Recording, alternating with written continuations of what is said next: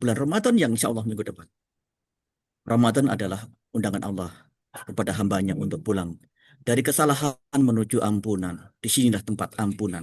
Jadi kalau kita melakukan setahun itu kesalahan banyak kesalahan, maka Ramadan tempat wadahnya untuk memohon ampunan. Puasa bukan hanya menahan lapar Bapak Ibu sekalian dan dahaga, tetapi menahan diri dari dari kebencian, lisan dan menyakiti. Ramadan mengajarkan bahwa kekuatan terbesar bukan menahan makan, tetapi menahan hawa nafsu. Baik, Bapak Ibu sekalian, kita lanjut pada kajian. Kami serahkan kepada Ustadz waktunya. Silakan, Pak. Bismillahirrahmanirrahim. Makasih Pak Yai. Assalamualaikum warahmatullahi taala wabarakatuh. Alhamdulillahi rabbil alamin. Alhamdulillahil qail. Syahr Ramadan alladhi unzila fihi al-Quran hudan linnasi wa bayyinatin minal huda wal furqan. Faman syahida minkum asy-syahra falyasum. Wassalatu wassalamu ala nabiyyina Muhammadin sallallahu alaihi wasallam wa ala alihi wa ashabihi wa man saru ala nahjihi ila yaumiddin. Rabbi shrah li sadri wa yassir li amri wahlul 'uqdatam min lisani yafqahu qawli. Subhanaka la ilma lana illa ma 'allamtana innaka antal alimul hakim. Wa la hawla wa la quwwata illa billahil aliyyil azim. Ma'asyiral muslimin wal muslimat, sahabat sehat, Kementerian Kesehatan Republik Indonesia yang dimuliakan Allah Subhanahu wa taala. Alhamdulillah wa syukurillah, wajib bagi kita untuk bersyukur hadirat Allah Subhanahu wa taala atas segala karunia dan nikmatnya, sehingga Allah senantiasa memberikan kita begitu banyak nikmatnya yang tidak bisa kita hitung. Semoga dengan nikmat-nikmat ini kita mampu melaksanakan berbagai macam kewajiban yang diberikan kepada kita. Wabil khusus menghadapi bulan suci Ramadan yang dalam hitungan hari, insya Allah kita bisa menjalankan dengan sebaik-baiknya. Allahumma sallim ila Ramadan wa sallim Ramadan lana wa tusallimhu minna mutaqabbila. Ya Allah, sampaikanlah kami kepada Ramadan dan sampaikanlah Ramadan kepada kami dan terimalah amal ibadah kami dengan penuh kerelaan. Sahabat sehat yang dimuliakan Allah Subhanahu wa taala, insya Allah kita akan mengkaji kajian fikih puasa yang diambil dari kitab atau diambil dari kitab suci Al-Quran. Eh, kita akan sedikit membahas beberapa dalil ayat yang akan diselingi dengan hadis-hadis Rasulullah Sallallahu Alaihi Wasallam. Langsung saja, eh, ini yang mengoperasikan saya atau dari panitia ya?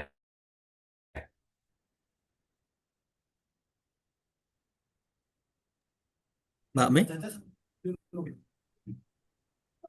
Saya atau panitia? ya Enaknya. monggo kalau Ustadz Salman lebih nyaman sendiri, kami persilakan. Oh, siap. Oke, Mbak Mei biar Ustadz Ya. Salman aja nggak apa-apa. Biar nanti runut dengan apa yang disampaikan. Oke. Tentang kajian fikih puasa, ini mengambil dari kitab suci Al-Quran, ayat surat Al-Baqarah 183. Kita akan mengkajinya. Dimulai dengan sabda Rasulullah SAW, khairukum man ta'allama al-Qur'ana wa 'allamah. Sebaik-baik kalian adalah yang belajar Al-Quran dan mengajarkannya. Nah, karena ini kita akan mengkaji beberapa ayat suci Al-Quran dan kita mengkaji fikih yang ada di dalamnya. Insya Allah kita masuk dalam kategori sebaik-baik kalian dalam sabda Rasulullah SAW tersebut. Sahabat sehat yang dimuliakan Allah Subhanahu wa taala, ayat kewajiban puasa yang kita fahami saat ini adalah firman Allah surat Al-Baqarah ayat 183 dan seterusnya yang berbunyi, Ya ayyuhalladzina amanu kutiba alaikumus syiyam kama kutiba alal ladzina min qablikum la'allakum tattaqun ayyaman ma'dudat. Faman kana minkum maridan aw ala safarin fa'iddatun min ayyamin ukhra wa 'alal ladzina yutiqunahu fidyatun ta'amu miskin. Faman tatawwa'a khairan fahuwa khairul lah wa an tasumu khairul lakum in kuntum ta'lamun. Wahai orang-orang yang beriman, diwajibkan atas kalian berpuasa sebagaimana telah diwajibkan atas orang-orang sebelum kalian agar kalian bertakwa, yaitu beberapa hari tertentu. Maka barang siapa di antara kalian sakit atau dalam perjalanan lalu tidak berpuasa, maka wajib mengganti sebanyak hari yang dia tidak berpuasa itu pada hari-hari lain. Dan bagi yang berat menjalankannya, wajib membayar fidyah, yaitu memberi makan seorang miskin. Tapi barang siapa dengan kerelaan hati mengerjakan kebajikan, maka itu lebih baik bagi kalian dan demikian itu lebih baik bagi kalian jika kalian mengetahui. Dari sini kita memahami terkait dengan puasa. Sederhananya, makna puasa adalah menahan diri dari makan, minum, berhubungan badan, hal-hal yang berkaitan dengan hawa nafsu. Tentunya dengan niat lillahi ta'ala, mukhlisan. Ikhlas karena Allah Subhanahu wa ta'ala, kita dalam menjalankan ibadah ini, menahan diri dari makan, minum, dan berhubungan ini karena Allah Subhanahu wa ta'ala, bukan karena yang lainnya. Puasa menyucikan jiwa dan membersihkannya dari segala kotoran serta akhlak yang hina. Puasa juga menyucikan badan dan mempersempit jalan setan. Jadi puasa ada yang bersifat fisik, ada juga yang bersifat batin. Bersifat fisik maknanya seperti yang pertama di atas, menahan diri dari makan minum. Kita nggak makan, nggak minum, hawa nafsu kita ditahan. Nah, puasa untuk yang batin, bagaimana batin kita dengan puasa itu dapat disucikan, dapat dibersihkan, dapat dihilangkan segala bentuk kotoran. Bagaimana dengan puasa ini akhlak kita semakin baik. Nah, ini puasa amal ibadah yang bersifat jasadi dan juga bersifat batini, zahir dan batin. Nah, kewajiban puasa berdasarkan ayat yang di atas, yang pertama tadi kita baca, juga dilakukan pada umat sebelum kita, sebelum Islam. Kama kutiba 'alal ladzina min qablikum, sebagaimana telah diwajibkan atas umat sebelum kalian. Bedanya adalah pada jumlah bilangan berapa hari puasa. Kewajibannya ada, tapi bedanya adalah pada berapa hari jumlah puasa. Nah, termasuk al-Islam di dalam kita dan dinul kita, din Islam, pada masa awal-awalnya puasa itu hanya 3 hari saja setiap bulan. Kewajiban berpuasa hanya 3 hari setiap bulan. Dan ini berdasarkan pada hadis riwayat Muaz, riwayat Ibnu Abbas dan Ibnu Mas'ud. Kemudian hukum ini dihapus dan diganti dengan puasa Ramadan. Kita bisa lihat dari ayat yang disebutkan tentang puasa, ya, ayat kewajiban puasa ini tidak disebutkan nama bulan Ramadan. Dari sini kita mengetahui bahwa puasa, sejarah puasa itu awalnya diwajibkan hanya 3 hari saja. Jadi sejak Rasulullah SAW hijrah dari Mekah ke Madinah, selama 12 bulan dari sejak Rabiul Awal di tahun pertama sampai Rabiul Awal di tahun kedua, ini belum ada puasa. Belum ada puasa Ramadan maksudnya. Karena ayat tentang puasa Ramadan itu turun pada bulan Sya'ban, di bulan saat yang kini kita berada di tahun kedua Hijriah. Jadi antara sekitar 16-17 bulan itu belum ada kewajiban puasa Ramadan. Yang ada adalah kewajiban puasa hanya 3 hari setiap bulan berdasarkan pada ayat yang disebutkan. Lalu kapan puasa Ramadan diwajibkan? Ya, sebelum kita membahas itu, kita bisa melihat dari penafsiran para sahabat, di antaranya adalah Muaz bin Jabal. Pada awal Islam, bagi yang ingin puasa, maka berpuasalah. Ingat, ini pada awal Islam. Bagi yang ingin puasa, maka berpuasalah. Bagi yang ingin berbuka, maka berbukalah dan memberi makan orang miskin setiap hari. Ya, sebagaimana tadi ayat 184, memberi makan miskin tiap hari bagi yang berbuka puasa. Nah, hukum ini kemudian dinasakh atau dihapus. Ini menurut Muaz bin Jabal. Adapun menurut Ibn Abbas, hukum ini tidak dihapus tapi diperuntukkan khusus kepada orang tua yang tidak mampu berpuasa. Ia memberikan makan kepada orang miskin setiap hari. Nah, menggabungkan dua tafsir ini, nasakh penghapusan hukum ditujukan bagi orang mukim dan orang yang sehat, sementara orang tua yang tidak mampu berpuasa, maka diperbolehkan untuk berbuka. Sahabat sehat yang dimuliakan Allah Subhanahu wa taala, kemudian dari sini kita mengambil istimbat hukum puasa pada awal Islam, ya. Orang yang sakit dan musafir itu tidak berpuasa ketika mereka sakit dan bepergian serta mengkodoknya, menggantinya di hari yang lain. Orang yang sehat dan mampu berpuasa diberikan pilihan. Ingat, ini di awal Islam ya, di awal Islam. Orang yang sehat dan mampu berpuasa diberikan pilihan antara puasa atau memberi makan satu orang miskin 1 hari.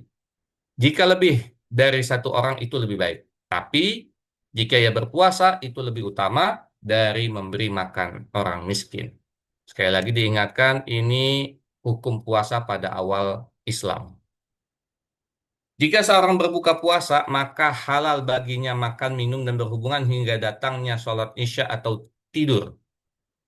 Jika ia telah melaksanakan sholat Isya atau sudah tidur, maka haram baginya untuk melakukan itu semua hingga malam berikutnya. Ya, ini hukum puasa di awal-awal Islam.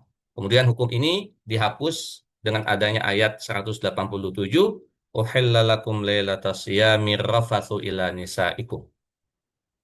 Dahulu para sahabat jika akan mulai puasa, mereka mengikatkan 2 benang di kakinya, benang putih dan benang hitam. Jika tampak warna keduanya, maka dimulailah puasa. Ya, sebagaimana ayat 187 dikatakan seperti itu. Maka makna sebenarnya dari benang putih dan hitam adalah waktu siang dan malam, yaitu terbitnya fajar. Jadi, sahabat sehat yang menggunakan Allah Subhanahu wa taala, ini terkait dengan puasa di awal Islam yang kemudian setelah itu dihapus dengan ayat puasa Ramadan. Allah Subhanahu wa taala berfirman, "Syahrul Ramadan alladzi unzila fihi al-Qur'an hudan lin-nas wa bayyinatin minal huda wal furqan, faman syahida minkumus syahra falyasumhu." Bulan Ramadan, bulan di dalamnya diturunkan permulaan Al-Qur'an sebagai petunjuk bagi manusia dan penjelasan-penjelasan mengenai petunjuk tersebut serta pembeda antara yang hak dan yang batil. Karena itu, barang siapa di antara kalian hadir menyaksikan di negeri tempat tinggalnya bulan tersebut, maka hendaklah ia berpuasa pada bulan itu. Hendaklah ia berpuasa pada bulan itu. Bulan itu adalah bulan Ramadan. Nah, di sini letak kewajiban puasa bulan Ramadan. Jadi harap dibedakan antara kewajiban puasa secara umum dan kewajiban puasa pada bulan Ramadan. Ayat yang menjelaskan tentang kewajiban puasa bulan Ramadan ada di 185 dari surat Al-Baqarah. Ayat kewajiban puasa secara umum ada di ayat 183 dari surat Al-Baqarah. Sahabat sehat yang melakukan Allah Subhanahu wa Ta'ala, ayat ini menasakh, menghapus kewajiban puasa di awal Islam yang hanya 3 hari tadi, dan diganti dengan puasa Ramadan selama sebulan penuh. Dari ayat di atas 185 kita bisa mengambil hikmah keutamaan bulan Ramadan, yaitu bulan diturunkannya kitab suci. Semua kitab suci diturunkan pada bulan Ramadan. Ada yang namanya Suhuf Ibrahim, ya, dalam surat Al-A'la, Suhufi Ibrahim wa Musa. Suhuf Ibrahim diturunkan pada malam pertama bulan Ramadan. Kemudian kitab Taurat dalam riwayat disebutkan diturunkan pada hari ke-6 Ramadan. Kitab Injil diturunkan pada hari ke-13 Ramadan, dan Al-Quran diturunkan pada hari ke-24 dari bulan suci Ramadan. Hal ini termaktub dalam hadis riwayat Imam Ahmad dari Wa'ilah bin Al-Asqa. Dalam riwayat yang lain, hadis Jabir radhiyallahu anhu, kitab Zabur diturunkan pada hari ke-12, sedangkan kitab Injil pada hari ke-18 dari bulan suci Ramadan. Riwayat yang lain, Ibnu Murdawai mengatakan selain Al-Quran, seluruh kitab suci diturunkan satu waktu di bulan Ramadan. Adapun untuk Al-Quran diturunkan satu waktu ke langit dunia pada malam Lailatul Qadar di bulan suci Ramadan. Kemudian setelah itu diturunkan secara berangsur-angsur kepada Nabi kita Muhammad Sallallahu Alaihi Wasallam. Sahabat sehat yang dimuliakan Allah Subhanahu wa Ta'ala, terkait dengan masalah fikih, saya ingin memberikan frame terlebih dahulu. Kita membahas masalah fikih ini fokusnya pada fikih ahkam, fikih hukum, syariat, ya, seperti fikih puasa, fikih zakat, fikih sholat, fikih haji, dan lain sebagainya. Bukan jenis fikih yang lainnya, ada fikih aulawiyat, fikih prioritas, ada fikih muwazanat, fikih pertimbangan, dan lain sebagainya. Jadi fokusnya adalah pada kali ini tentang fikih ahkam, fikih hukum, fikih syariat. Pembahasannya pada dalil yang terdapat di dalam Al-Quran dan hadis yang menjadi sumber hukum utama. Dari dalil tersebut, bagaimana pandangan para ulama, bagaimana para ulama memahaminya. Nah, dari pendapat ulama lah kita memahami tentang masalah fikih. Jadi, bagaimana kita mengambil pendapat? Nah, jumhur ulama merupakan pandangan atau pendapat mayoritas ulama, dan ini kita jadikan sebagai rujukan tanpa kita membuang pendapat-pendapat ulama yang lainnya. Dan ini mengambil semangat memahami masalah fikih dari firman Allah Subhanahu wa taala surat Al-Baqarah 185, yuridullahu bikumul yusra wa la yuridu bikumul usra. Allah menghendaki kemudahan bagi kalian dan tidak menghendaki kesukaran. Sahabat sehat yang dimuliakan Allah Subhanahu wa taala, di awal kajian tentang fikih puasa, kita perlu memahami secara cepat karena ini sudah menjadi pemahaman kita, tapi kita harus paham ini supaya kita dapat memahami dan menjawab berbagai macam pertanyaan-pertanyaan dalam lingkungan puasa. Pemahaman pertama terkait dengan rukun puasa. Rukun adalah sesuatu yang harus ada di dalam ibadah puasa. Apa itu? Pertama, niat lillahi ta'ala. Makanya kalau mau puasa kita niat. Waktu niat itu di dalam hati. Adapun yang diucapkan itu untuk membantu saja. Niatnya dalam hati. Kalau untuk puasa Ramadan, ya, tabiitun niyah. Niatnya pada malam. Ya, jadi sebelum waktu fajar. Nah, bisa dari habis maghrib, habis isya, yang penting waktunya sudah malam. Ya, sampai sebelum fajar. Itu untuk puasa Ramadan. Adapun untuk puasa sunnah, boleh di siang hari. Misalkan sekarang ada yang puasa Kemis, gitu ya. Ya, belum makan dari awal, dari pagi. Belum, nggak sahur juga, tapi nggak makan juga. Nah, pengen puasa, boleh niatnya sekarang. Tapi kalau puasa Ramadan, harus di malam hari. Yang kedua, menahan diri dari hal-hal yang membatalkan puasa. Apa saja yang membatalkan puasa, nanti kita akan kaji secara cepat. Yang kedua yang perlu kita pahami adalah syarat wajib puasa. Ya, kalau tadi rukunnya sekarang syarat wajib. Ketika syarat ini terpenuhi, maka wajib baginya untuk berpuasa. Yang pertama, agama Islam. Ya, kita yang hadir di sini, insya Allah Muslim. Ya, maka kita wajib puasa. Kalau ada yang mendengarkan bukan Muslim, tidak wajib puasa. Yang kedua, berakal sehat. Ya, dia berakal. Yang ketiga, dia sudah dewasa. Ya. Yang keempat, mampu berpuasa. Nah, ini perlu dipahami.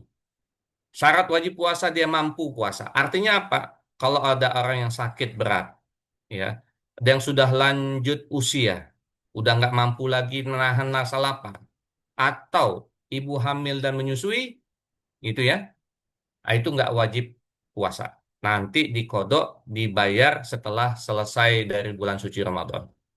Ya, mampu berpuasa. Adapun orang bilang dia sebenarnya mampu tapi menganggap nggak mampu, padahal dia sehat, dia akil balik, dia beragama Islam, tapi merasa nggak mampu dengan alasan, wah, saya takut lapar, saya takut kehausan.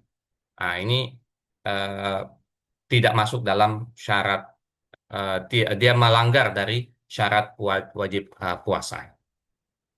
Yang kelima adalah tidak dalam perjalanan jauh atau musafir. Jadi orang musafir bepergian jauh lebih dari 80 kilometer boleh tidak puasa. Ya. Nanti dalam kajiannya fikihnya kita akan memahami dan ini sebagai frame-nya awal. Dan yang keenam adalah tidak dalam masa haid atau nifas khusus bagi perempuan. Haram bagi mereka orang yang sedang haid atau nifas untuk berpuasa.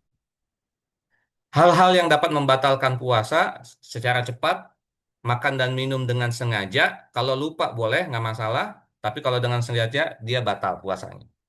Yang kedua adalah berhubungan badan. Yang ketiga, muntah dengan sengaja.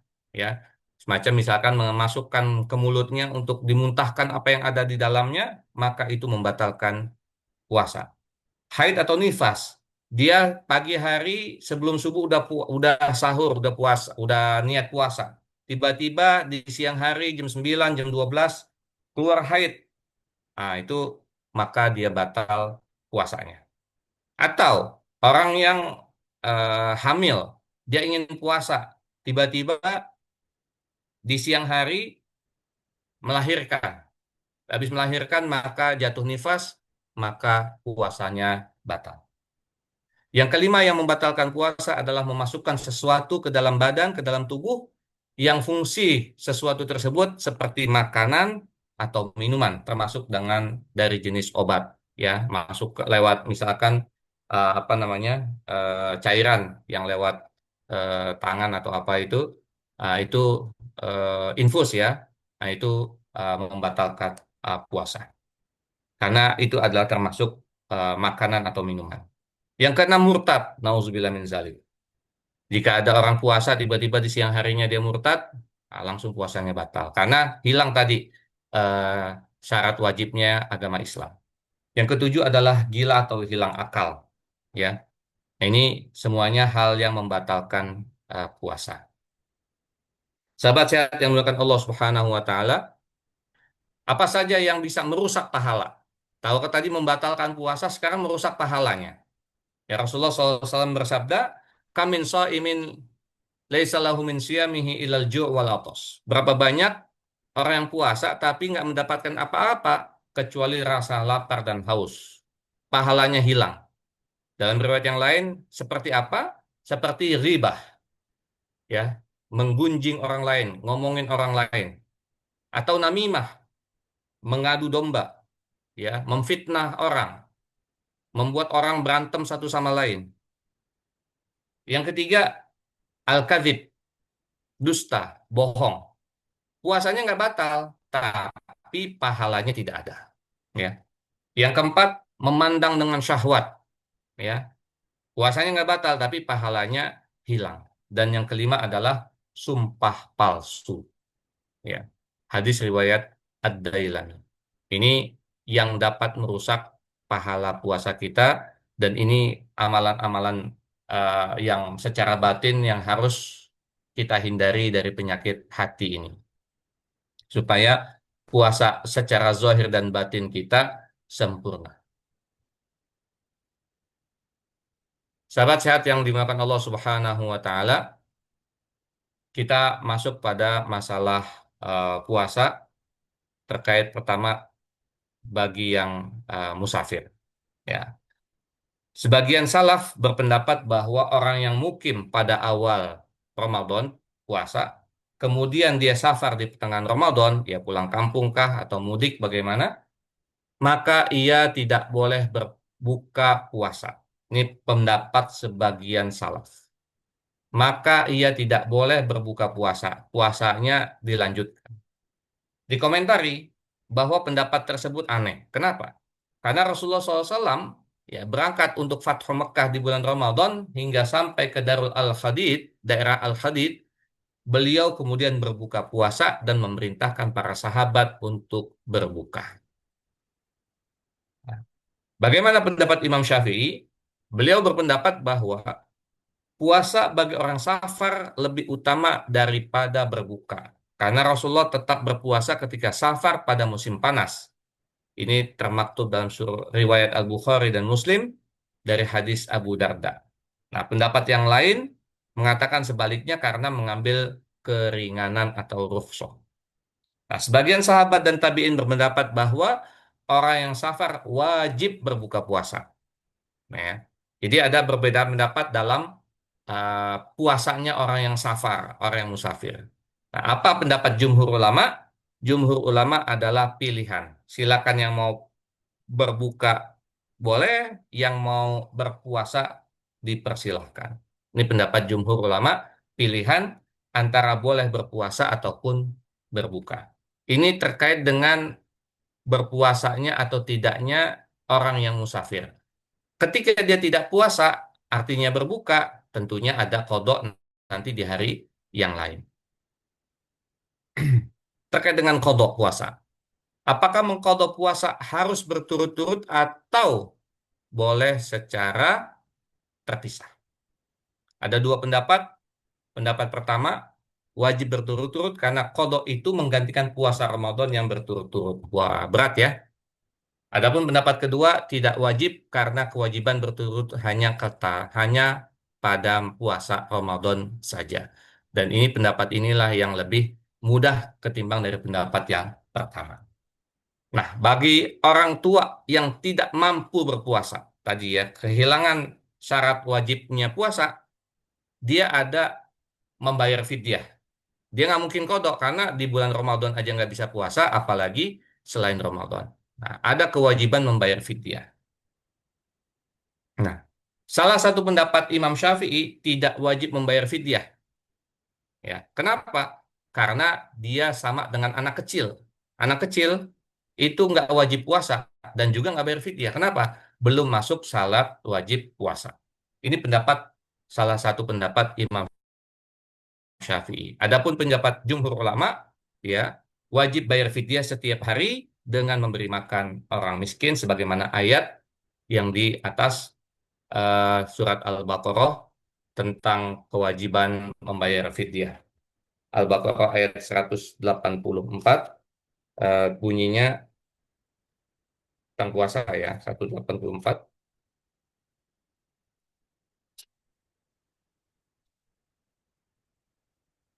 Wa 'alal ladzina yutiqunahu fidyatun ta'amu miskin. Ya, bagi yang tidak mampu maka membayar fidyah, eh, memberi makan satu orang miskin. Sahabat Anas bin Malik yang wafat pada tahun 93 Hijriah di usia senjanya, ini usianya sampai 100 tahun ya, Anas bin Malik ini. Di usia senjanya itu tidak berpuasa dan memberi makan orang miskin setiap hari dengan roti dan daging. Sahabat sehat yang dimakan Allah Subhanahu wa taala, di antara ayat puasa dari ayat 183 sampai 187 di tengah-tengahnya ada ayat tentang berdoa, ya. Wa idza sa'alaka 'ibadi 'anni fa inni qarib ujibu da'watad da'i idza da'an falyastajibu li wal yu'minu bi la'allahum yarshudun. Apabila hamba-hambaku bertanya kepadamu, wahai Muhammad, tentang aku, sesungguhnya aku dekat, kata Allah. Aku mengabulkan permohonan orang yang berdoa apabila dia berdoa kepadaku. Maka hendaklah kalian, hendaklah mereka memenuhi perintahku dan beriman kepadaku agar mereka selalu berada dalam kebenaran. Surat Al-Baqarah 185, 186. Ayat tentang doa, perintah doa di antara atau diapit di antara ayat-ayat puasa ini mengandung hikmah besar.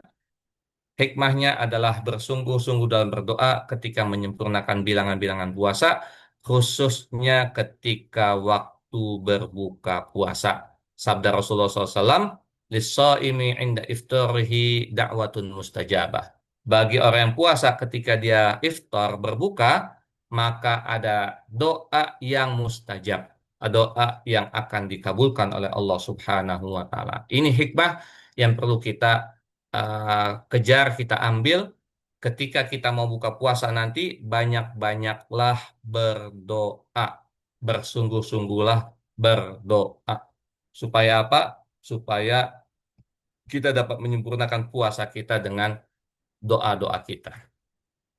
Sahabat sehat yang dimuliakan Allah Subhanahu wa taala, masalah yang lainnya terkait dengan junub. Nah, ini kita mengambil dari surat Al-Baqarah 187. Uhilla lakum lailatas siyami rafathu ila nisaikum. Hunna libasul lakum wa antum libasul lahun. Dihalalkan bagi kalian pada malam puasa untuk bercampur, berhubungan badan dengan istri kalian. Mereka adalah pakaian bagimu dan kalian adalah pakaian bagi mereka. Timbul satu pertanyaan, bagaimana orang yang sudah junub di malam hari dan belum mandi wajib, ya, udah keburu siang, udah keburu masuk waktu subuh, padahal belum mandi wajib.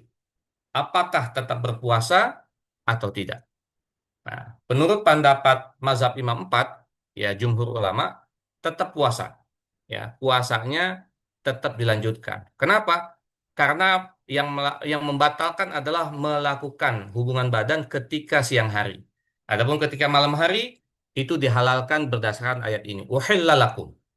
Ya. Nah, adapun mandinya, maka ketika dia bangun, dia mandi, walaupun udah masuk waktu subuh, dia tetap mandi wajib dan melanjutkan puasanya. Kan nggak sahur? Ya, sahur itu hukumnya sunnah, nanti di akhir kita akan membahasnya. Yang penting, dia belum makan, dia belum minum, eh, mandi wajib dilakukan, kemudian dia terus melakukan puasa. Ada pendapat yang lain memang dia tidak berpuasa pada hari itu. Tapi yang pendapat yang diambil oleh Imam Mazhab 4 adalah tetap melanjutkan puasanya. Sahabat sehat yang bukan Allah Subhanahu wa taala, terakhir terkait dengan tentang sahur.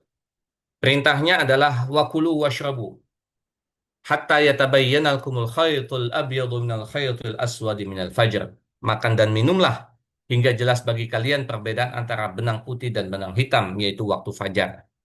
Bolehnya makan hingga fajar sebagai dalil dari sahur dari firman Allah Subhanahu wa taala. Adapun dalam hadis banyak dikatakan tasahharu fa inna fi sahuri barakah. Karena dalam sahur itu ada keberkahan, maka sahurlah kalian. Juga sebagai pembeda sahur itu antara puasanya umat Islam dan puasanya ahli kitab.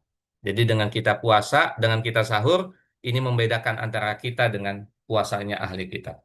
Allah Subhanahu wa taala dan para malaikat senantiasa mendoakan orang-orang yang makan sahur.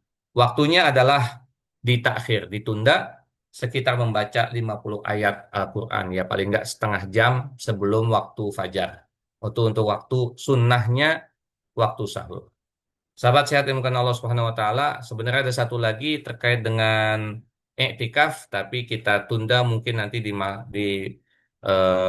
kajian di dalam Ramadan kita akan tambahkan tentang iktikaf. Wallahu alam bisawab, masih ada waktu sekitar 15 menit untuk kita bisa tanya jawab. Wal afu minkum. Assalamualaikum warahmatullahi taala wabarakatuh. Waalaikumsalam warahmatullahi wabarakatuh. Terima kasih Ustadz telah menjelaskan hal-hal penting jadi substansi pokok dalam aturan fikih Islam ini menjadi guidance kita untuk melaksanakan puasa atau mempersiapkan diri melaksanakan puasa Ramadan.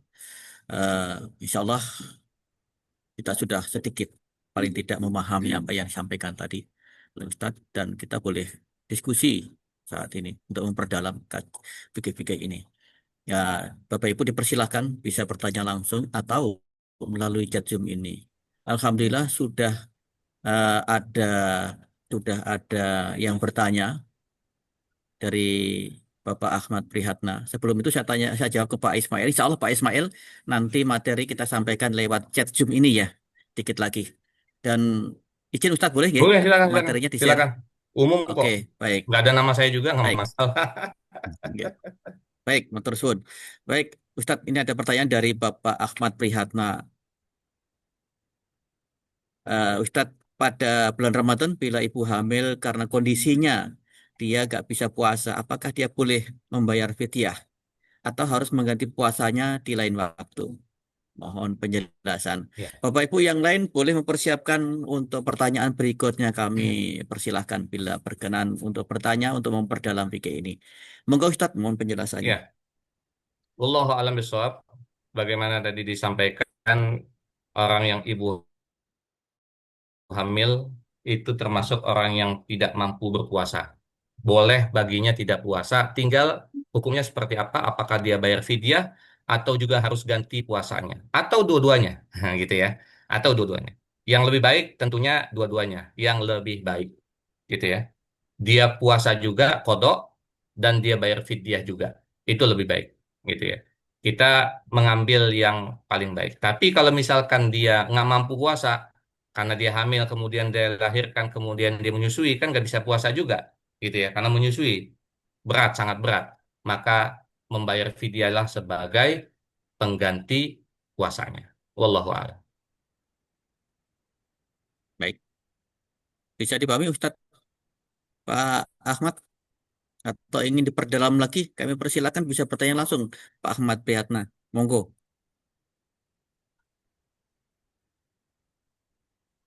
Cukup, Alhamdulillah. Ya.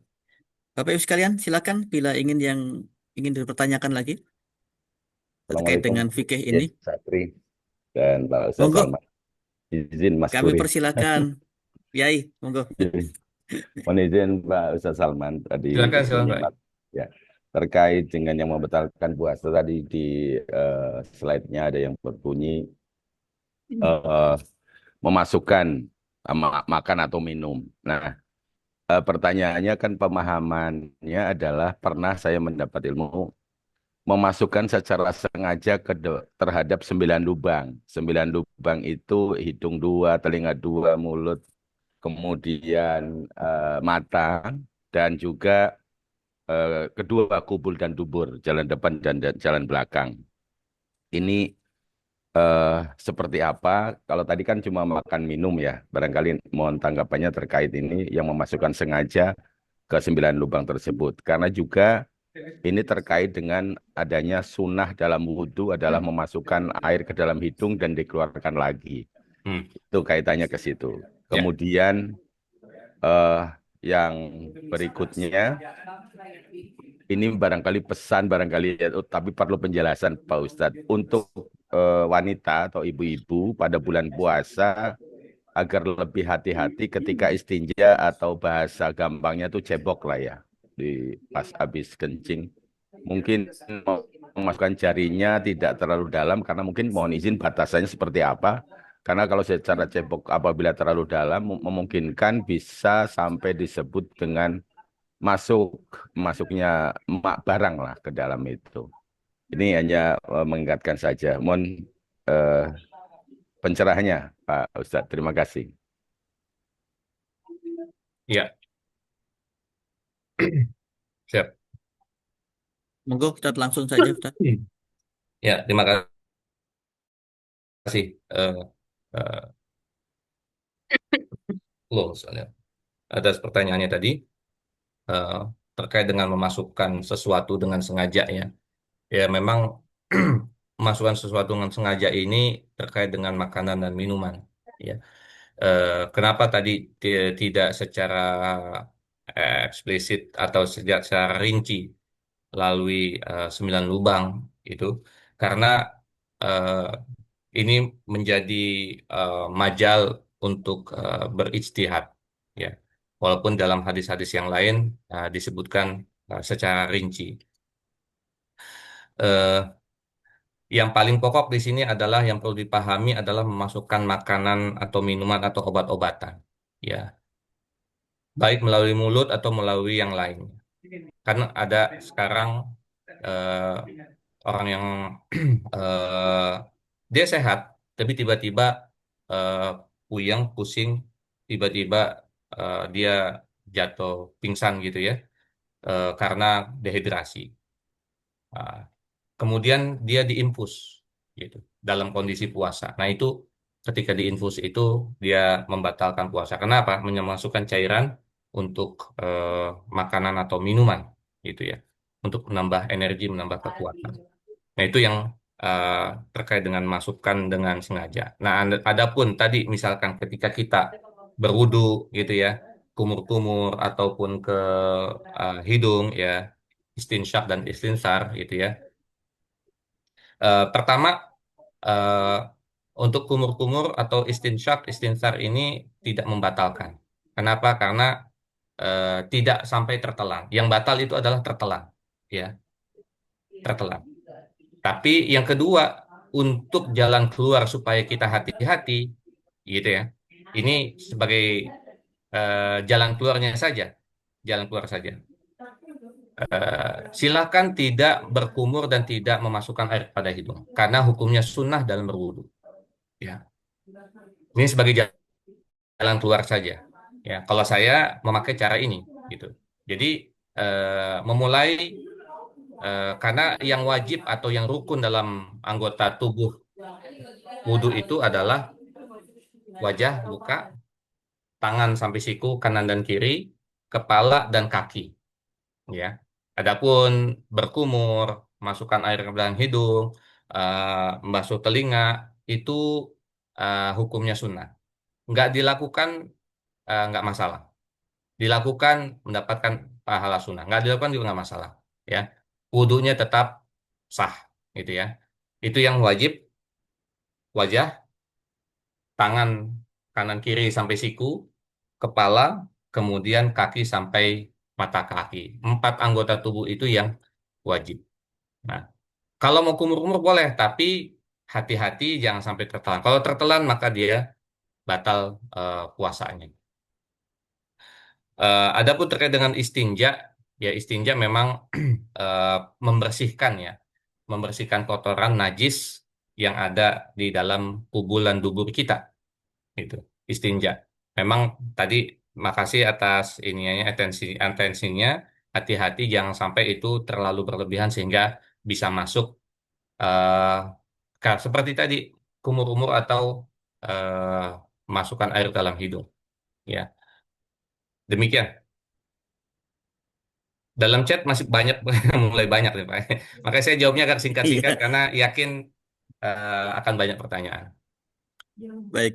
Makasih Ustadz. Sedikit menjelaskan yang tadi pertanyaan Pak Yai tadi. Ya, kalau yang lewat wudhu ya, hidung, kemudian menghirup gitu. Jadi ya kalau ingat apa hadis Abu Daud kalau tidak salah itu bersungguh-sungguhlah dalam menghirup air hidung kecuali ketika berpuasa. Artinya berpuasa Ya. itu boleh diringankan. Bersungguh-sungguhlah. Ini hadis riwayat Abu Daud. Jadi kalau memang khawatir ya ringan saja, jangan dipaksakan karena memang ketakut kalau begitu masuk. Jadi prinsipnya masuk ke dalam tubuh. Nah, kemudian tadi beristinja itu kalau andai kata memang berlebihan tadi dan itu akan menyebabkan membatalkan puasa. Ini sebagai bagian penting. Betul adalah 9 lubang tadi. Kalau untuk mata dan telinga ini ada batasan memang tidak sampai ke dalam. Kalau mata dan telinga itu di situ secara umum pendapat ulama itu tidak membatalkan karena tidak masuk ke dalam tubuh, tetapi ada pembatas-pembatas di mata itu. Kecuali kalau di lubang dubur atau lubang kemaluan itu akan masuk ke dalam tubuh. Jadi pendapat beberapa ulama. Namun belum mendapatkan hadisnya saya. Baik, pertanyaan berikutnya dari Pak Taufik. Assalamualaikum Ustaz, seorang meninggal dunia di siang hari saat Ramadan. Sebelumnya tidak saum 3 hari karena sakit. Apakah keluarga wajib membayar fidyah? Itu yang pertama Ustadz. Jadi sudah meninggal waktu pas Ramadan, kemudian dia belum sempat puasa tapi sakit. Nah, tapi meninggal saat Ramadan. Mungkin itu yang dimaksudkan ya. Jadi apakah ini wajib membayar fidyah atau berapa hari? Kemudian dari Bu Marti, mohon pencerahan bagaimana dengan melakukan vaksinasi atau imunisasi saat berpuasa, serta periksa gigi di dokter gigi saat berpuasa misalnya scaling atau mencabut gigi. Apakah ini juga membatalkan puasa? Nah, demikian kira-kira. Nah, kemudian dari Ustadz Rahmai juga mau menanyakan terkait pertanyaan Pak Maskuri tadi. Oh, ini maksudnya nanti ditanyakan langsung boleh Pak Ustadz Rahmaji nanti terkait dengan pertanyaan Pak Maskuri yang mana karena ada 9 hal tadi dengan istinja tadi ya. Mungkin kalau ingin dipertegas monggo dipersilahkan. Nah, monggo Ya, Ustadz, ada 2 penanya yang tadi dengan tanpa Ustadz Rahmat apa Pak Ahmad Rahmaji. Ustadz Rahmaji monggo. wallahu alam. Terkait dengan fidyah dibayarkan kepada seseorang yang tidak melakukan ibadah puasanya saja. Jadi misalkan tidak puasa 3 hari karena sakit, maka 3 harilah itu dia membayarkan fidyah, gitu ya. Jadi bukan selama sebulan penuh, enggak. Karena kalau udah meninggal, udah nggak ada kewajiban lagi baginya, begitu ya. Eh, jadi yang dibayarkan adalah yang dia tidak puasa. Ketika dia puasa, walaupun sakit tapi tetap puasa, dia nggak bayar fidyah. Ya. Tapi ketika dia tidak puasa 3 hari, maka 3 hari itulah yang dia bayar fidyah. Wallahu alam. Adapun terkait dengan vaksinasi atau imunisasi, dan disinilah letak perbedaan pendapat ulama. Ya, perbedaan pendapat ulama ketika itu dilakukan saat berpuasa. Ada memang yang membatalkan sebagaimana tadi disebutkan karena ini termasuk obat-obatan yang masuk ke dalam tubuh kita. Ya, ada juga yang membolehkan karena ini terkait dengan daya tahan tubuh. Nah, tinggal kita mau, nah, ini kan masalah fikih ya, masalah fikih.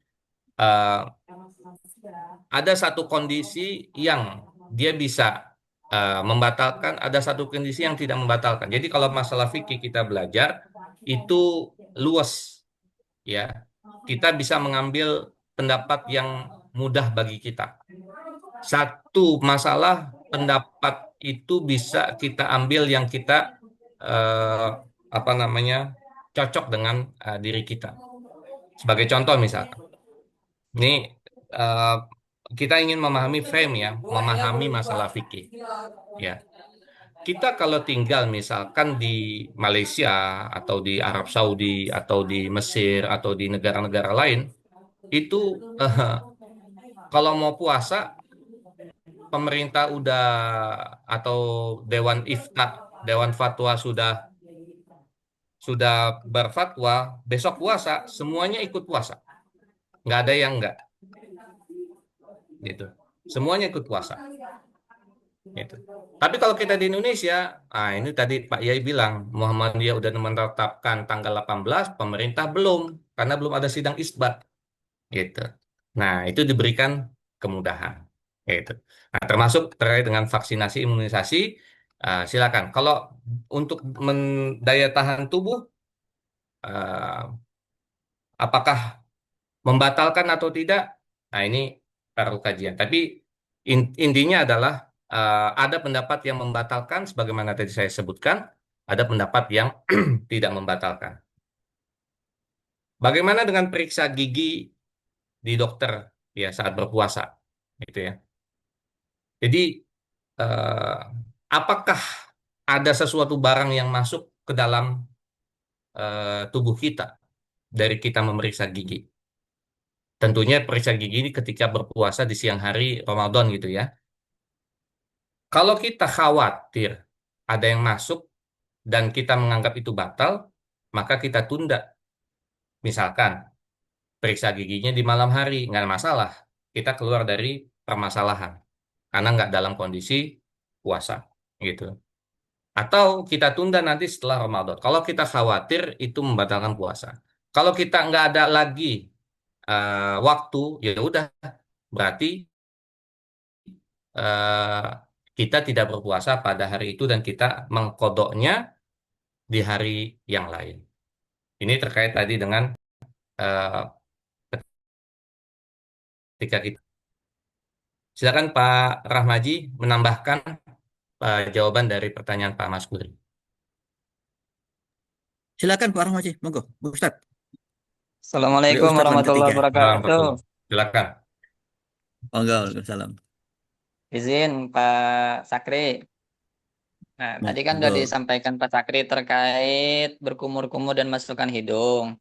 Untuk hadis yang lebih Iya. lengkapnya, Rasulullah bersabda, "Fa'idha stansyaqqta fa'abligh illa an takuna sha'iman." Artinya, jika engkau menghirup air, hendaknya engkau lakukan dengan kuat.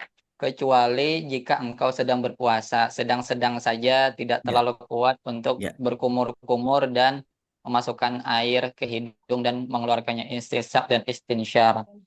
Hadis riwayat Nasai, Tirmizi, Ibnu Majah dan Abu Dawud. Abu Dawud. Ya. Kemudian adapun terkait memasukkan cairan seperti suntik atau dan yang lainnya, asalkan tidak masuknya lewat lubang tadi, tidak lewat mulut, tidak lewat hidung. Kan kalau suntik kan kita di bahu ya. Nah, di bahu. Nah, pendapatnya MUI boleh pada saat zaman COVID tersebut. Ada fatwa MUI yang membolehkan pada tahun 2020 itu fatwa MUI bahwasanya boleh memberikan vaksin COVID. Nah, dan ibaratnya suntik kan secara umum lah ya. Itu di 2020. Jadi intinya suntik itu boleh. Nah, kemudian pendapatnya Ibnu Taimiyah itu boleh meneteskan obat luka, obat mata. Kemudian kata Imam Ibnu Taimiyah juga mengobati luka pada ubun-ubun. Nah, misalkan ada luka di ubun-ubun di kepala yang misal lebar, itu boleh. Maksudnya tidak membatalkan puasa. Nah, tapi si seseorang tersebut tuh kondisinya dalam keadaan sakit. Nah, dan dalam keadaan sakit ini ya dianjurkan dia tidak berpuasa karena orang yang tadi kan syarat sah puasa kan sehat ya, Ya. sehat. Nah, itu perkaranya di situ. Kemudian izin menambahkan terkait yang meninggal, ada tanggungan puasa. Nah, menurut mayoritas ulama, di antaranya Imam Abu Hanifah, Maliki, dan Syafi'i, nah itu ada dua. Nah, mayoritasnya harus mengganti dengan fidyah. Fidyah ini satu mud makanan. Yang membayarkan fidyahnya ahli waris. Nah, untuk tahun itu, misalkan dia meninggal di hari kedua Ramadan, nah berarti 2 hari ya. Hari pertama dan hari kedua yang dia tidak puasa di tahun itu. Nah, perlu diketahui, bayar fidyah itu satu mud. Nah, menurut madhab Tempat Syafi'i ya, satu orang ya, satu fakir miskin ya. satu mud itu Pak Sakri, kita membayar zakat fitrah itu satu sok namanya. Satu Ya. sok itu sama dengan 4 mud. Nah, ibaratnya 2,5 kilogram beras itu dibagi 4. Ya kira-kira Empat. 700 gram beras lah. Nah, untuk 1 hari puasa yang ditinggalkan. Nah, saya agak bingung juga Basna sekarang ini. 65.000 bayar untuk fidyah. 50.000 untuk zakat fitrah. Nah, kalau zakat fitrah mungkin karena harga beras naik 2,5 kilogram sesuai lah. Tapi satu mud itu yang saya ketahui kalau beras lah ya 700 sampai 800 gram gitu. Kemudian pendapat yang lainnya dari kalangan Asy-Syafi'iyah juga itu dianjurkan yang mengganti puasa seseorang yang meninggal dunia itu keluarganya. Nah, jadi Sebagaimana hadis man mata wa alaihi siyam shoma anhu waliyuhu. Hadis riwayat Bukhari dan Muslim. Siapa yang meninggal dunia sedangkan dia masih mempunyai kewajiban puasa, hendaknya wali keluarganya menggantikan puasanya. Walinya termasuk ahli waris. Misalkan tertinggalnya 2 hari, meninggal di hari itu, nah maka yang berpuasa anak laki-lakinya misal. Nah itu Ya, terkait seseorang yang meninggal dunia dan masih mempunyai tanggungan qada puasa. Dan di hadis yang lainnya, fadainullahi ahaqqu ayyuqda. Maka hutang kepada Allah itu lebih berhak untuk ditunaikan. Hadis riwayat Bukhari dan Muslim. Terima kasih. Suwun. Terima kasih, Ustaz Alhamdulillah Ya, Rahmaji. lebih sama-sama. lengkap lagi Barakallah. Ustaz. Ya, Barakallah. baik. Bentar, Ustaz. Tadi menanyakan lagi kepada Ustaz Rahmaji. Ada beberapa pendapat ulama, ini soal waktu yang meninggal tadi, ini terutama. Ketika dia mulai hari pertama, kedua, ketiga itu sakit belum sempat sembuh, langsung meninggal, ada beberapa pendapat ulama itu tidak diwajibkan untuk mengganti ataupun mengkodok. Itu pendapat. Kemudian ada pendapat yang lain, bila sempat sembuh, umpamanya dari 3 hari sakit, 1 hari sembuh, kemudian hari keempatnya meninggal. Nah itu ada kewajiban mengganti atau fidyah. Tetapi apabila tidak sempat sembuh sama sekali, nah itu langsung meninggal, itu tidak ada kewajiban baik itu fidyah maupun kodok. Nah ini mohon penjelasannya ini Ustaz Salman dan juga Ustaz Rahmaji. Ini menarik pertanyaan yang disampaikan tadi. Ya. Silakan Ustaz Rahmaji, saya mau Memperdalam sedikit, monggo. apa namanya ngecas dulu ini udah mau ini Habis baterai. Ustaz habis nih. Rahmaji bisa, Mas? Mas Iya, Pak Sakri. ada? Ya, ya. Nah, yang ini juga masih masuk ranah khilafiyah. Ada yang dia Hmm. tuh kan tadi sudah jelas ya, yang ada yang yang diganti dengan puasa, ada yang diganti dengan fidyah. Ada juga yang menjelaskan bahwasanya walaupun dia meninggal di bulan puasa, dia tidak perlu mengganti puasanya. Itu biasanya ulama tersebut mengkiaskannya dengan sholat. Sholat orang-orang yang tertinggal, misalkan haid, nifas, itu tidak perlu diganti di kodok ya. Nah, seperti itu. Nah, sebagaimana juga orang yang meninggal. Nah, jadi di iniinnya dari sholat ke puasa. Karena sudah habis, sudah selesai gitu kan. Orang yang masih hidup saja di haid dan nifas itu tidak diwajibkan untuk mengganti, apalagi yang meninggalnya. Jelas kira-kira ya? Baik, syukron. Hmm. Alhamdulillah, insya Allah jelas. Nah, teman-teman, Bapak Ibu yang mendengarkan ini lebih memperjelas lagi.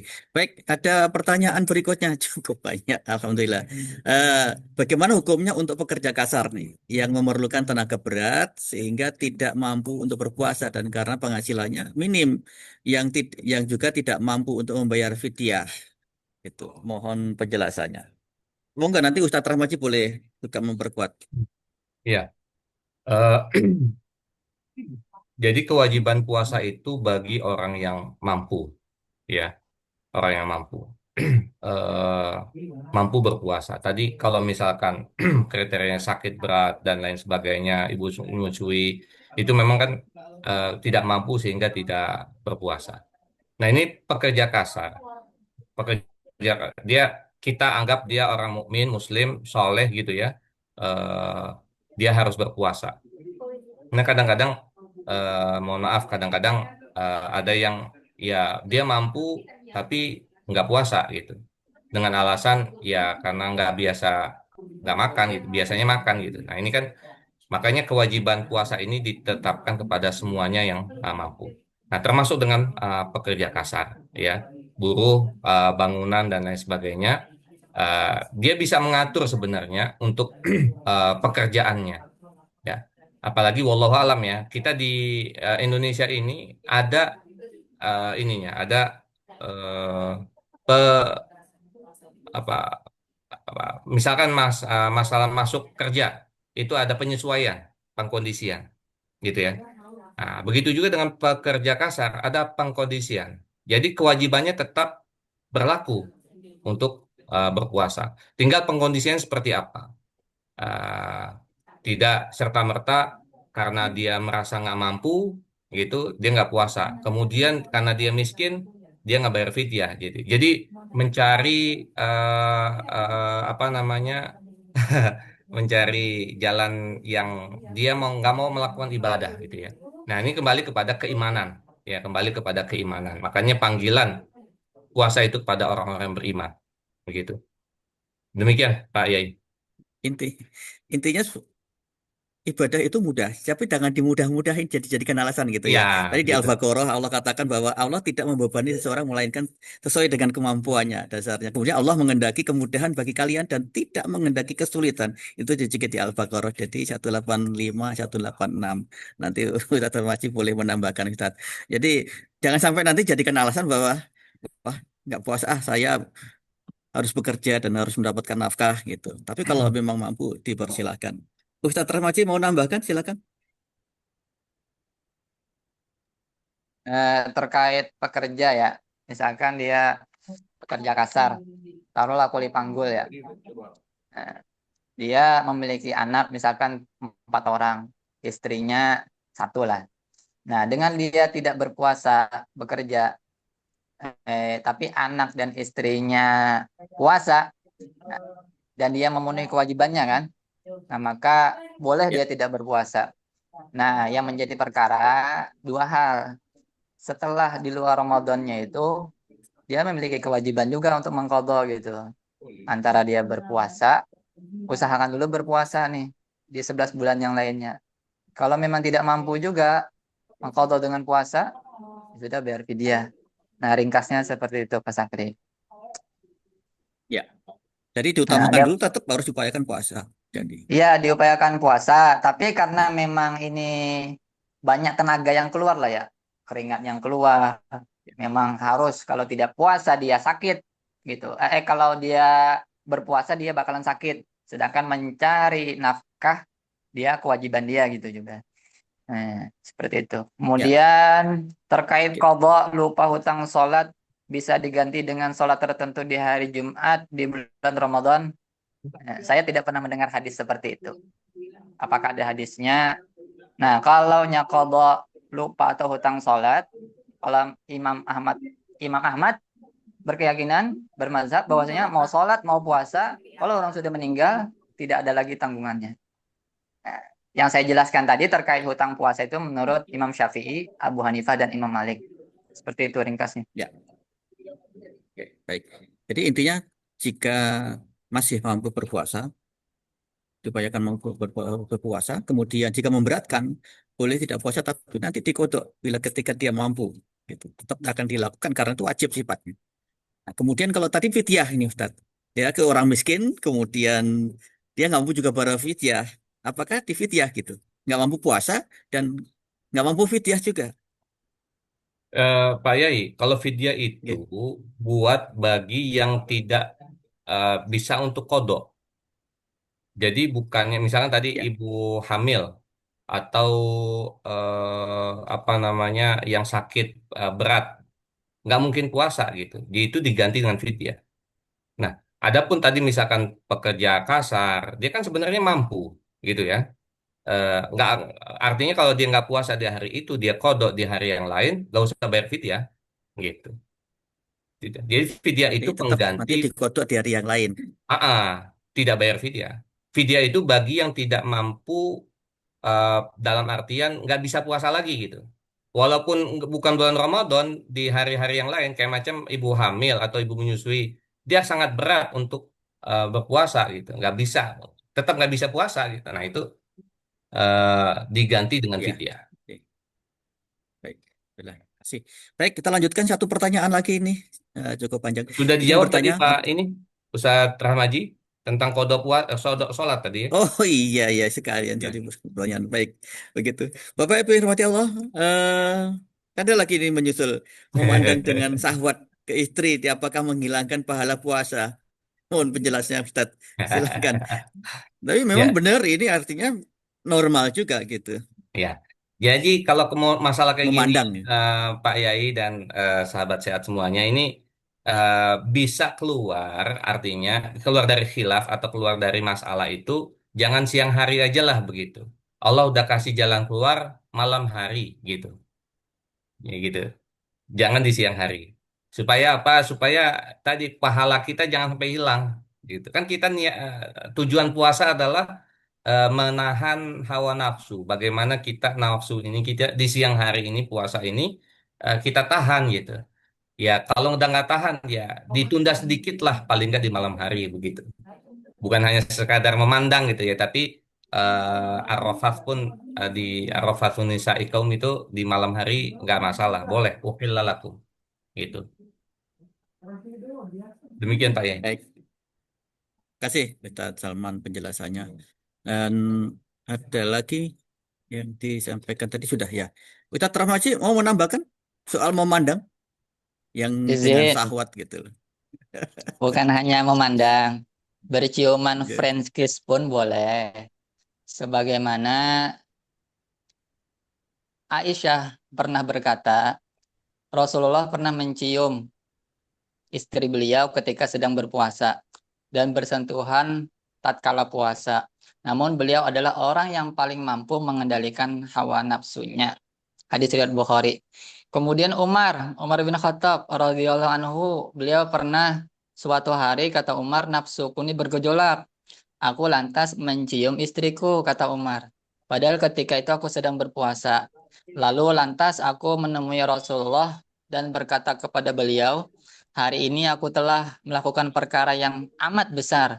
Aku mencium istriku padahal aku dalam keadaan puasa. Nah, mendengar hal itu, Rasulullah bersabda,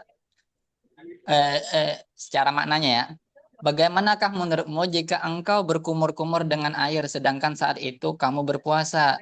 Aku jawab, itu tidak apa-apa. Rasulullah bersabda, lantas kenapa kamu pertanyakan? Jadi ya mau mencium istri, nafsu bergejolak dalam saat puasa masih boleh gitu. Nah, yang dilarang itu tuh memasukkan alat kelamin ke kelamin perempuan. Nah, yang menurut pemahaman saya terkait hadis ini. Wallahu taala alam. Baik, terima kasih. Menarik. Jelas artinya bahwa batasan membatalkan tadi yang memasukkan ke 6 atau 9 tadi. Kemudian mencium tadi, tadi ada kiss apa ya tadi ya? Jadi kalau semacam cipika-cipiki, kalau orang sekarang itu cipika-cipiki gitu Ustaz ya. Nah itu masih diperbolehkan.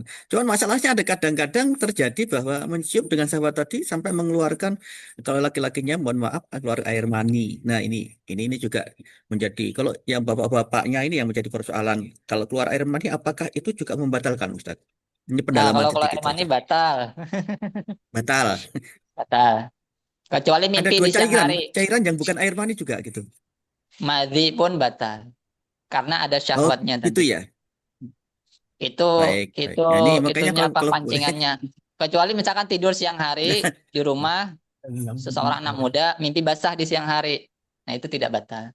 Nah, oh kalau lebih baca tidak. Tetapi karena tadi mencium sahabat, kemudian sampai mengeluarkan cairan ya. Anggaplah cairan begitu Ustaz ya. Itu membatalkan puasa ya. Ah, insya Nah, Allah, ini wallahu taala alam. baik, makasih. Ini harus pendalaman bahwa ini hati-hati untuk yang laki-laki. Memang tadi yang Ustaz Salman katakan, sudah diberikan kesempatan siang hari, apa malam hari. Silakan betul-betul dihindari yang malam hari. Kalau Rasulullah memang beliau adalah mampu menahankan hawa nafsu. Tapi kita yang istilahnya lemah dalam iman, akhirnya sahabat kita juga masih tidak bisa kita kendalikan, maka sebaiknya dihindari sama sekali untuk menjaga resiko tadi. Gitu. Itu kira-kira Bapak Ibu yang dirahmati Allah, ini oh masih ada satu lagi. Mohon izin Ustadz, berarti kita gak perlu bayar fidyah kalau kita mampu membayar puasanya kelak ya Ya, Ustadz ya. ya, Monggo, ya. mohon berkenan. Tidak perlu Ya, bayar fidyah. diutamakan jadi Cukup dengan diutamakan ganti mengkodok kodok gitu puasa. ya. Ya, mengkodok puasa itu lebih utama daripada Lebih utama. membayar fidyah. Ya, baik. Gitu.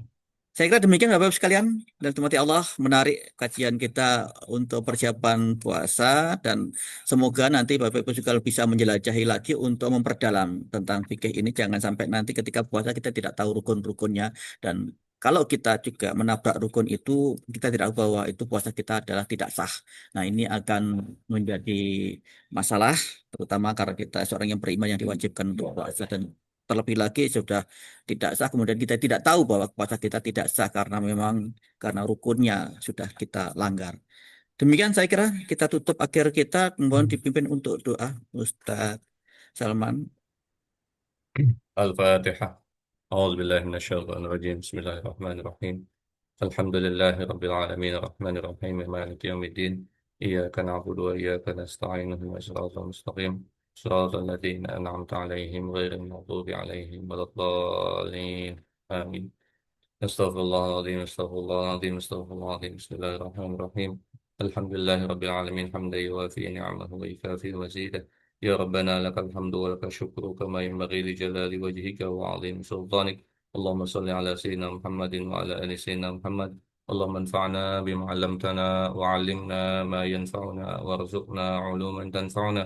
اللهم ألهمنا علما نفقه به أوامرك ونواهيك وارزقنا فهما نعلم به كيف نناجيك يا أرحم الراحمين. اللهم ارزقنا فهم النبيين وحفظ المرسلين وإلهام الملائكة المقربين برحمتك يا أرحم الراحمين. اللهم أعنا بالعلم وزينا بالحلم وأكرمنا بالتقوى وجملنا بالعافية. ربنا تقبل منا إنك أنت السميع العليم وتب علينا إنك أنت التواب الرحيم. اللهم بارك لنا في شهر شعبان وبلغنا رمضان. اللهم بارك لنا في شهر شعبان وبلغنا رمضان. اللهم بارك لنا في شهر شعبان وبلغنا رمضان وحصل مقاصدنا يا أرحم الراحمين. وصلى الله على نبينا محمد وعلى آله وصحبه وسلم والحمد لله رب العالمين. Nah, terima kasih Ustadz. Bapak Ibu jangan mundur dulu. Saya ingin menyampaikan beberapa pengumuman maklumat yang disampaikan oleh pengurus kepada kita untuk menyampaikan bahwa kita akan mengadakan kajian berkaitan dengan tahsin ya. Kita akan mengadakan tahsin Quran. Saya izin share dulu untuk agenda kita selama bulan puasa. Bapak Ibu yang berkenan untuk bergabung dipersilakan. Kami sampaikan bahwa insya Allah dari pengurus masjid eh, Kementerian Kesehatan Al-Afiyah akan mengadakan tahsin Quran yang pertemuannya ada dua jenis, pertemuan luring dan pertemuan daring. Untuk pertemuan luring, insya Allah akan diadakan dua sesi dalam satu minggu, yaitu pada hari Selasa dan hari Rabu. Tanggalnya insya Allah untuk sesi yang minggu pertama adalah 24 dan 25 Februari. Kemudian berikutnya adalah 3 dan 4 Maret. Minggu berikutnya lagi adalah 10 dan 11 Maret. Waktunya ba'da sholat zuhur. Tempatnya di Masjid Lantai 3 dan Masjid Lantai 5. Dipersilakan bagi karyawan Kemenkes yang bekerja di Kementerian Kesehatan, kami persilakan untuk bergabung. Ini bisa diikuti oleh ikhwan dan akhwat. Dan pengasuhnya, kalau di lantai 5 nanti akan diasuh oleh Ustadz Raden Soekarno. Kemudian untuk lantai 3, insya Allah diasuh oleh Ustadz Ahmad Rahmaji. Dan kita akan fokus pada kajian surat Al-Fatihah karena memang sangat mendasar surat Al-Fatihah ini sebagai rukun sholat. Jadi kami persilahkan Bapak Ibu sekalian untuk segera bergabung supaya memperbaiki, insya Allah mempermudah menyempurnakan sholat kita agar diterima Allah SWT. Kemudian untuk yang daring kami persilahkan bisa bergabung. Kami insya Allah mengadakan pada hari Jumat pukul 7.30 sampai 08.30 seperti kajian Kamisan, tetapi ini hari Jumat dan kita laksanakan cuma 3 kali pertemuan, yaitu pada tanggal 27 Februari, tanggal 6 Maret, dan tanggal 13 Maret. Dan ini akan dilaksanakan secara online. Insya Allah nanti kami susulkan linknya melalui WhatsApp grup. Baik itu lewat KIS maupun lewat link-link yang lain, lewat grup yang lain kita akan sampaikan. Dan pengasuhnya adalah Ustadz Raden Soekarno dan Ustadz Rahmaji. Ya, tolong ini bergantian biar diatur sama beliau berdua saja. Khusus akan membedah soal surat Al-Fatihah. Jadi karena urgensi dari surat Al-Fatihah dan kemudian ini sebagai penyempurnaan sholat kita, kami berharap sekali Bapak Ibu sekalian ikut bergabung mendalami tentang surat Al-Fatihah ini dan bagaimana bacaannya. Jangan sampai yang selama ini kita salah menjalankan atau membacanya. Demikian kira-kira insya Allah bisa kita ikuti dengan istiqamah. Mohon maaf selaku moderator dan pengurus kajian ini kami mohon maaf atas segala khilaf dan salah. Saya akhiri subhanakallahumma wa bihamdika asyhadu an la ilaha illa anta astaghfiruka wa atubu ilaik. Wassalamualaikum warahmatullahi wabarakatuh. Terima kasih Ustaz Salman, Waalaikumsalam. Ustaz Sarmaji dan Bapak Ibu semua yang bergabung. Jumpa lagi Kamis minggu depan dan insya Allah mungkin Jumat pagi. Matur suwun.